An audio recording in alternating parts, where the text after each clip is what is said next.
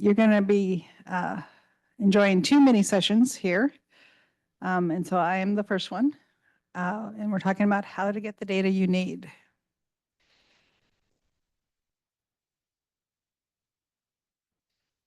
I guess I have to click. My arrows are broken. Okay. So first we're going to level set. Then we're going to talk about some data requests. We're going to talk about clarifying data requests, and we're going to talk about getting the data. And I apologize in advance. This setup isn't allowing me to see my notes, so I have paper notes, and I have to turn the pages and hold the mic at the same time. So, okay. Okay. I think I'll good. We'll see how it goes. I'll let you know. Alrighty. So why? You're going to hear this word a lot today. But the first thing I want to ask is, why are you here? Jen, why did you come to this session? Okay.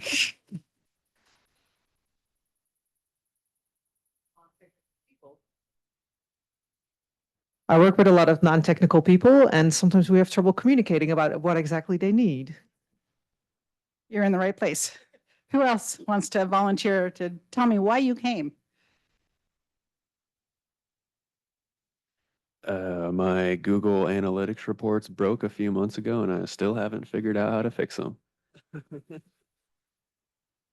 And I'm almost non-technical person, I guess. And I have anxiety about the project's workload, and I'd like to have a good tool to balance everything. Yeah. Cool. Okay, well, what we're talking about may or may, well, and so we have the second session, so we'll see if, hopefully this will still be helpful to everybody. Okay, so the other question, why am I here? I don't know. Why am I here? Okay, my name is Christina Smith. I'm a business analyst senior in the Registrar's Technology Services team. I'm here because my team spends a lot of time answering a lot of data questions. And so thanks to our director, Jennifer Hornsby, my team has learned a lot about how to drill into these data questions and to more efficiently answer these questions. So my plan is to share with you what we have learned in hopes of helping you with your data requests. Why do we need data? Well, we all know the answer to that is that we are data driven. If you do a search in ASU search, I actually love using ASU search for this. You're going to find, and you put in data driven, you're going to find tons of examples of how we are a data driven university and what we use data for. So there's a lot of education related and university related, business related,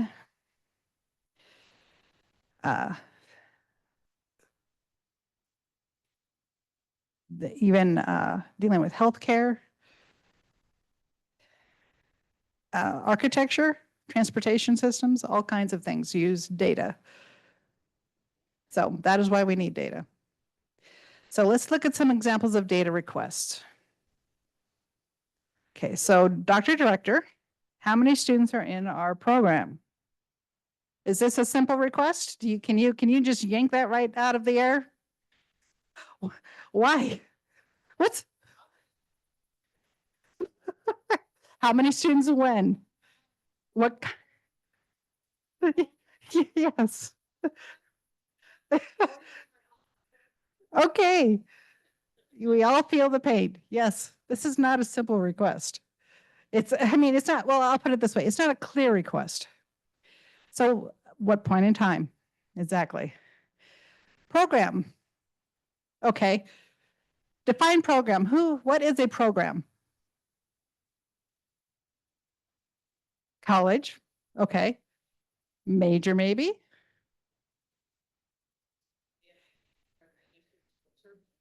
So in that, right? Yeah. So program is not a clear word, is it? It means a lot of different things here at ASU, doesn't it? All righty. So that's exactly correct. So we're talking about college, department, major, something else. Could be anything. So we need to clarify what we mean by program. In. Is in clear? In what? Admitted into our program? enrolled in our programs classes. Okay, so just because they're admitted doesn't mean they're enrolled yet, right? That's a different data query than finding if they're enrolled. If they're enrolled in our programs classes, maybe that's what you mean by in our program. What if they're active in our program? So now we're talking about maybe the major or the college, and they're enrolled in any class. So again, in this statement isn't even clear. Let's look at another example. How many students on average pass their English classes? So Mrs. Academic Advisor Supervisor wants to know the answer to this. So once again, point in time. So we want to know, so when we say pass their classes, okay, when? Are we talking about this past term? Are we talking about next term? What are we talking about? And then we might want to know, okay, so English classes. Okay, which English classes do we mean? Okay, so this came out horribly blurry, so you can't read it at all, but it's like, okay, so English in global context, elements of English language and culture. Okay, so those are classes with English in the title. Then we have the first year comp classes, which is a part of our, one of the first classes everybody has to take, right? But it didn't have the word English in those. So which one do they mean? There's going to be situations where, of course, you know who's asking, you know what context, you might even know a little, you might even know what the issue is, maybe a little bit about why they're asking. So you're going to know maybe which one of these is.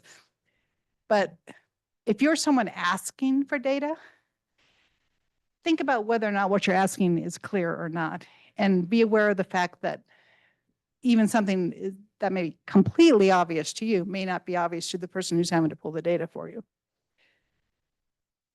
And then which students? So is it students that are in a particular college, particular major, across the university? What is it that we're really looking for? Here's a fun one. Dr. Dean, I need a list of all students. If they are first gen student, if they're using a scholarship, if their classes and grades, and their classes and grades, and if the classes and grades, or if the grades were changed, and I want it for the last 10 years. We laugh. We laugh because we cry. We're crying, we're dying inside going, oh, why? Yeah. So what is the first question you would ask if you received this request? Why? Yep. How would you define all students? What were we? Yeah. Right. Yep. Good question. Yeah. And so do you think they really mean all students in this situation? I mean, think about what all students really means here at ASU. We're all shaking our head no. They probably really don't mean all, right? Which department would know where or how to find this data? So where do these data elements come from? So first gen. Who at the university would know about how to find a first gen student? Yes? Okay. Anybody else have any idea of kind of, but where does that come from in DataMart? Admissions. It's a question on some of the admissions app. I don't know that it's on all admissions app. I don't know about admissions data, so don't ask me, but yeah, I think that's correct too. So it could be admissions, it might also be, like you said, the scholarship. So it could be financial aid data, right? So yeah, that can come from two different places. So that's interesting to think about too. If they're using a scholarship. So scholarship, that of course is going to be financial aid data, right? I'm in the registrar's office. I don't know anything about financial aid data. Don't ask me. I'm sorry, I can't help you. I'd love to. Now, do I sometimes have to report off of it? Yeah, so then I get to go and figure it out, but that doesn't mean I'm the expert. That doesn't mean I'm the right one to ask. Just because I've had to go find the data doesn't make me the expert. You want to know the experts. That's a hint. That's coming up. Okay, for the last 10 years. Well, okay, and then classes, grades, and if the grades are changed, okay, that's me. That's the registrar's office. I am the expert. I can tell you anything you want to know about that stuff. I do know about that. So by all means, reach out to us. And I'll tell you right now too, for us, for the registrar's office, as far as the RegCheck team that I'm a part of, it's our email to our Salesforce queue is urtech@asu.edu. Send it our way. So UR, University Registers Tech, TECH at ASU.edu. Okay. So for the last 10 years. So for the last 10 years, do we have data for the last 10 years in our data warehouse? So that's going back to 2014. We do. Yeah, it's there. What if they want 20 years? Okay, so that's going to be 2024 to 2020, excuse me, 2004 to 2024.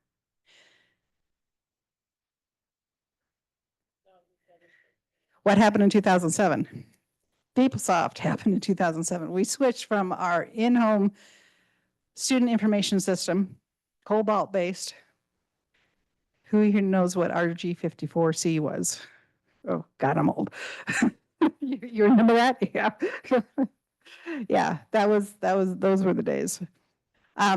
So you're going to be part of that data, if you're going back 20 years, might have to come from a different place.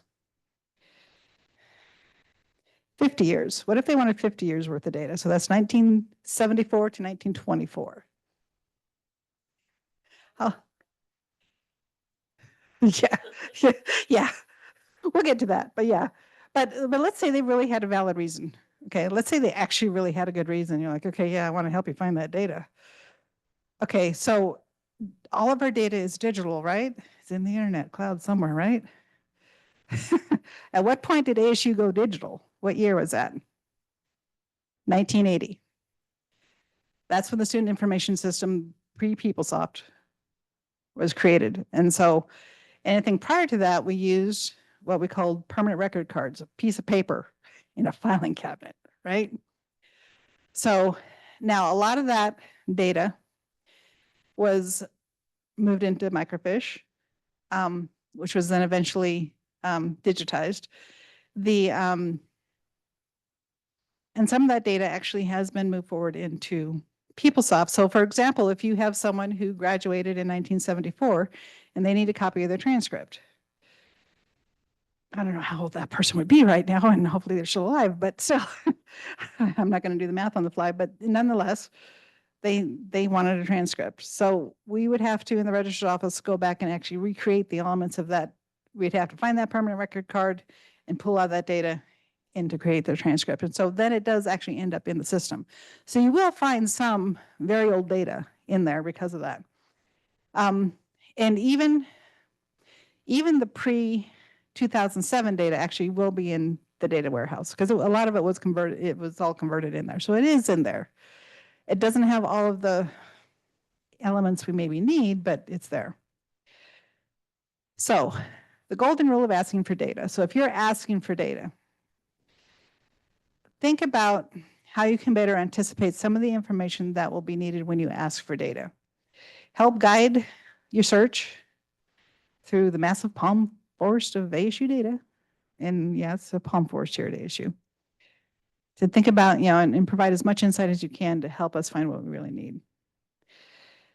All right, I got to catch up on my notes here just a minute. All right, let's get into the fun part. Clarifying data requests. Possible clarifying questions. So you may recognize this as the 5 W's with that 6th how in there. So according to Wikipedia, this is a common checklist used in journalism to ensure a story has all of the essential elements. This strategy can be adapted really well for data questions. So the first thing, digging down to the roots. Why do you need this data? So let's talk about asking for why a little bit. There are times where it's not maybe totally 100% appropriate for you to be asking for why. So we maybe encounter this a little bit more in the registrar's office. So we deal with some very sensitive stuff sometimes, you know, maybe it's something from the general counsel, from a subpoena, from who knows, make up anything you want to. There could be a lot of different things that we have to deal with. And so the asking why isn't, they don't want us asking why. And sometimes that's even for our own benefit, right? So in those cases, then it is on the person asking for the data to give as much information as you can to make sure that the data can easily be found. So you have to provide enough information in your request. So I just want to put that little caveat about this asking why bit. That being said, that's a small percentage of the cases. The most of the time, you don't need to be afraid about asking why. It is a absolutely legitimate and helpful question, and it's helpful to the person asking for it too. So think about that as well. And you'll see that as we get a little bit further on. So why do you need the data? So maybe another way to ask that is, what question are you trying to answer? So what is it that you're drilling into? What problem are you trying to solve? That's another good question. So that, again, that gets down to the real basis of it. But sometimes even when they answer why, it's still not 100% clear. So ask why again. So there is another strategy that is called Ask Why 5 times. Okay, so again, you can Google this on, or this is, you know, on Wikipedia. If the answer about why the data is needed is a problem of some sort, using the 5 whys technique can help you drill into what data is going to be the most helpful. So the 5 whys technique is used to explore cause and effect relationships to find the real underlying problem. Okay, so if we think about Dr. Dean again, why do you need the data for all students? I was told the enrollment is down for some of our departments compared to other departments in other colleges. I want to compare this data across all colleges to see, you know, what's really, who's trending, who's not type of thing. Why do you think enrollment is down? Maybe students are changing their major, or maybe fewer students are being admitted into our program. Okay, that gives you some clues about kind of what you're going to have to drill into. So you might have to look at people who are changing majors. You might have to also look at, you know, who's being admitted and who's not into the program, whatever program means. Why do you think that may be the issue? I heard another college say they had a lot of students change from our college to theirs. I was also curious about the number of admits in the last few years. Okay. Are there any other reasons why you think enrollment may be down? So again, drill deep, ask why again, you know, ask it again in another form. Maybe students are struggling to do well in our classes. And so I wanted to see if first generation were struggling or more than others, as well as how students with scholarships are doing. Why do you think students are struggling? Based on some of the instructor feedback, and also I've heard that the number of grade changes requests have increased. So there he's explaining, she's explaining what all's, you know, why they're asking for all this data. And so you gather a lot of information. This also helps the person requesting the data to think a little bit more in depth about what they're really after and why they're asking for it. And it can end up being a very helpful dialogue between the two of you to drill into, to figure out what pieces of the data really are going to be the most helpful. And so you might end up having quite a bit of a back and forth about, you know, narrowing in to the specific pieces of data that might be helpful. You might even have some better suggestions other than first gen or scholarships that can maybe be helpful. You know, things like that. So more clarification. Who? Which careers? We've talked about this. Campus, immersion, or digital immersion. Do we want to show separate counts? Who should be excluded? There's always going to be people, you know, that need to be excluded. So like our different careers or no credit, NOCR. So global launch, the undergrad and grad in law. There'll be a med's career coming soon. So which career do we really want? Do you really need to see the law students in there? When you say all students, do you really want the law students? Oh no, I don't care about them. Is this really about undergrads or grads? Oh yeah, it's only about undergrads. Do you want to look at the online and the on campus? Oh, I didn't think about that. Yeah, I definitely do. Just made yourself more work there, but that's okay. What point in time do you need this data of? Okay, so let's talk about that. Point in time.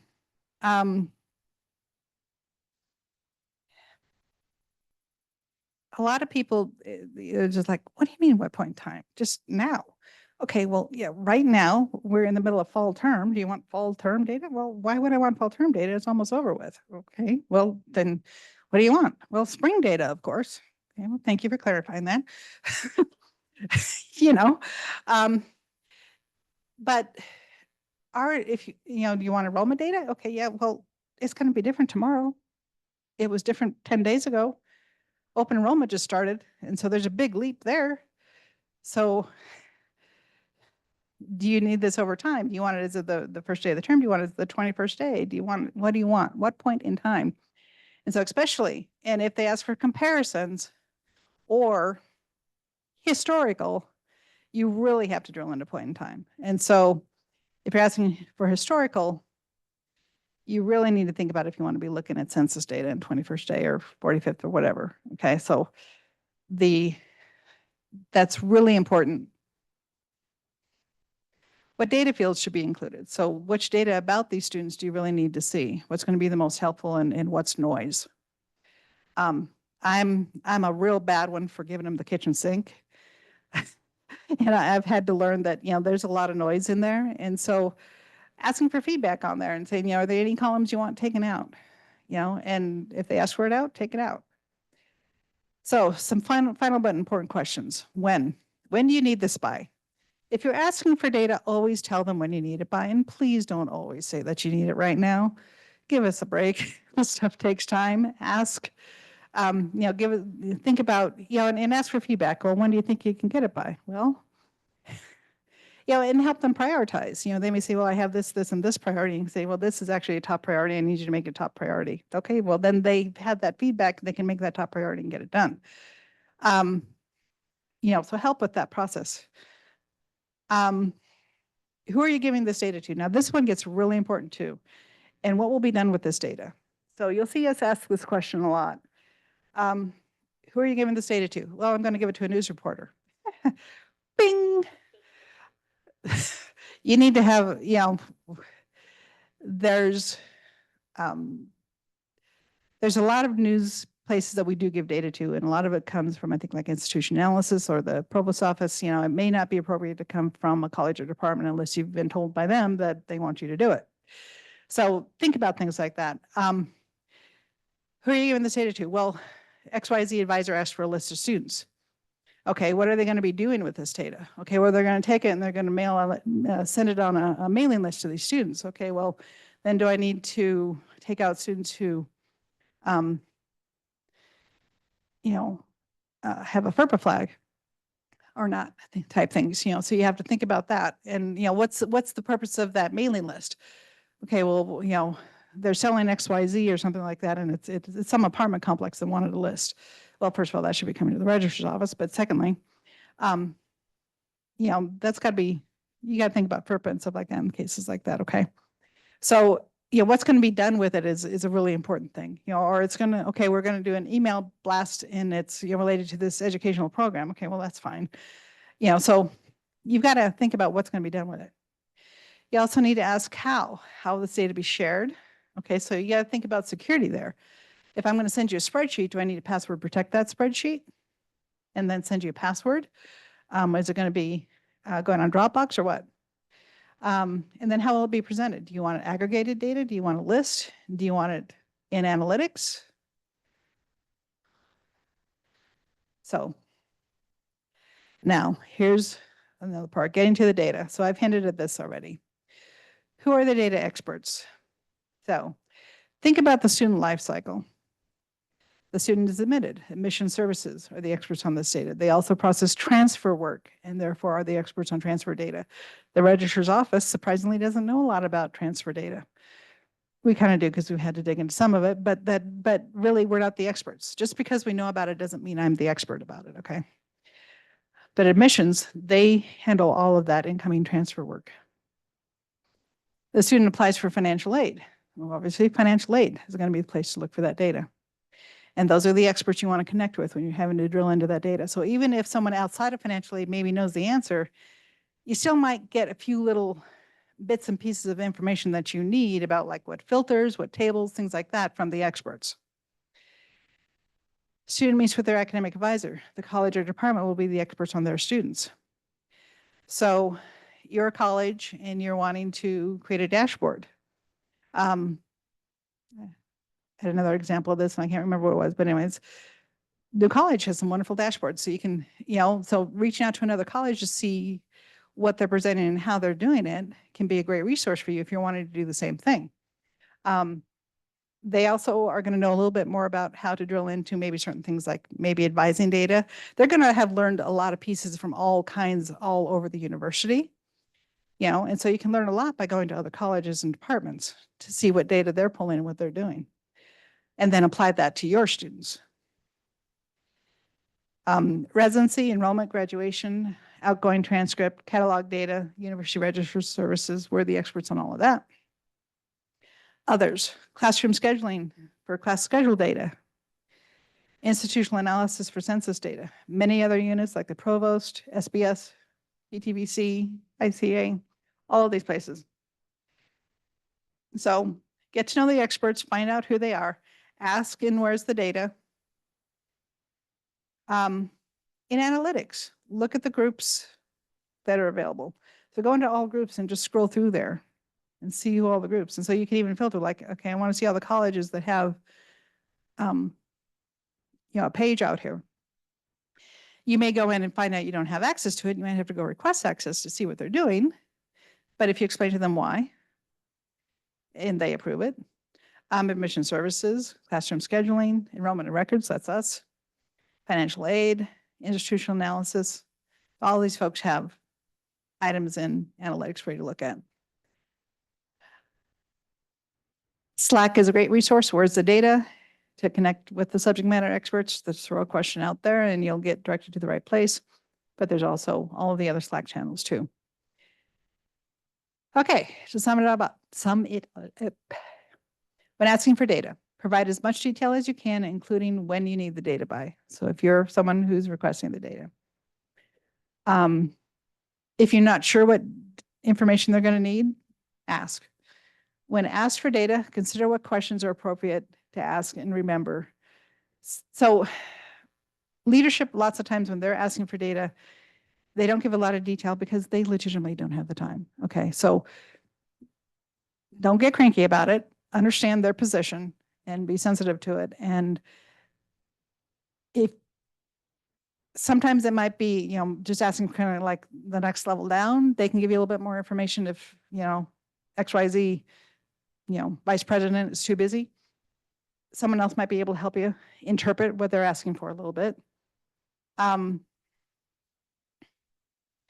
But at the same time, if you do have to go back and ask a lot of questions, be very concise, be very clear, and try to get to the point as quickly as you can and let them know I need to know a few, or just set up a time, whatever's going to work for the situation. So, but try to think about what we've talked about here. Think about the who, what, when, where, and why. Think about where that's applicable.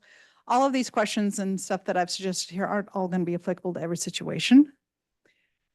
If it's a problem that's trying to be solved, drill into why, and, schedule time, sit down and have a dialogue about what that is and really drill into it. And then know who the data experts are. And I sure hope I didn't go over time. Questions? Great. Yes.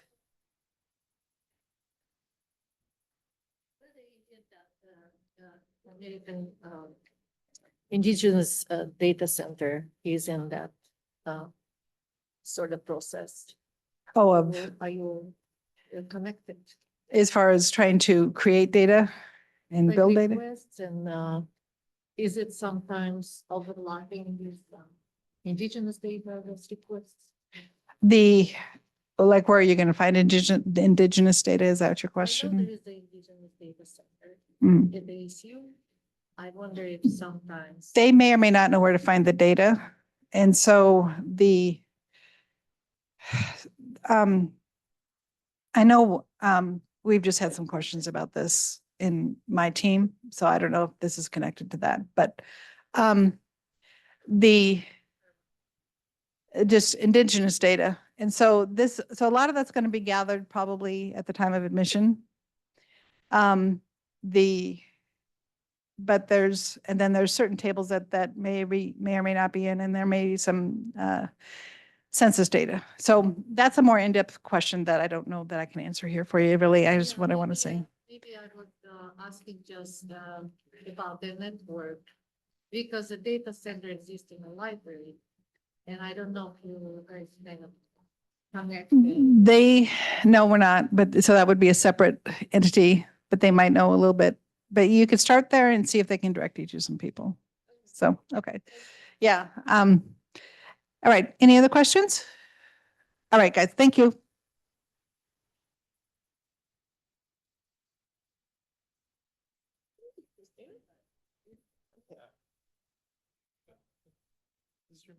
It is. Thank you.